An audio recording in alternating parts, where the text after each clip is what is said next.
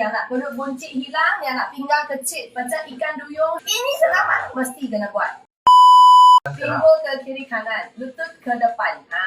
Perut gemuk, bahu turun, leher tegak panjangkan. Satu step bahu tak buat, tengok depan macam ni.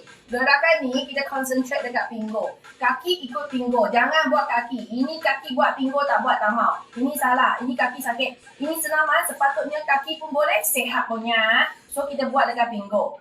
Rasa dekat perut. Kaki ringan saja, pinggang sekali dengan punggung. Itu yang best. Okay, korang yang tak boleh tengok pinggang ataupun tak yakin pada pinggang dan perut buncit kita ni sendiri punya, senaman ini mesti kena cuba. Ramai kawan-kawan sudah terdapat pinggang yang ramping, pinggang yang cantik, pinggang yang kerenggel. Okay, mari. Angkat tangan. Tangan angkat, bukan bahu.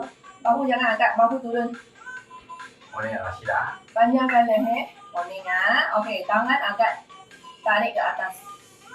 So pastikan tangan yang tarik, bukan bahu yang angkat. Turunkan bahu. Lengan kita cuba letak ke tepi, you punya telinga dan try to angkat sikit. Panjangkan leher lagi Boleh rasa itu tarik dari bahagian atas bahu sampai you punya pinggang, sampai you punya itu perut. Okey, mari tarik. Tak boleh tegak you punya tangan letak ke depan. Badan jangan macam ni. Jangan bongkok, okey? Badan kita tegak.